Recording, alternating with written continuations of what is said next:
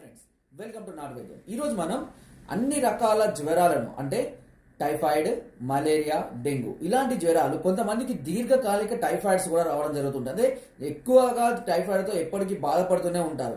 ఇలాంటి వారికి ఒక అద్భుతమైనటువంటి చూర్ణాన్ని వాళ్ళు సజెస్ట్ చేస్తామండి. దాని పేరు మహాసుదర్శన చూర్ణం.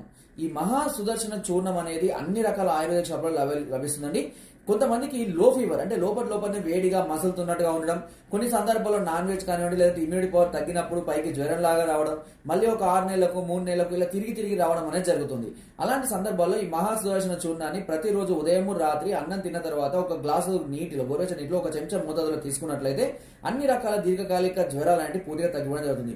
ఒకవేళ సమస్య తీవ్రంగా ఉండి చాలా రోజుల నుంచి ఇబ్బంది పడుతున్నట్లయితే ఒకసారి నన్ను సంప్రదించండి. దీనికి సంబంధించినటువంటి సలహాలని సూచనలు మీకు అన్నింటినీ అందిస్తాను. అవసరమైతే మెడిసిన్ కూడా మీకు సజెస్ట్ చేయడం అనేది జరుగుతుంది. నా వీడియో కనుక మీకు నచ్చినట్లయితే ఒక లైక్ చేయండి, షేర్ చేయండి అండ్ సబ్స్క్రైబ్ చేయడం మాత్రం అస్సలు మర్చిపోకండి.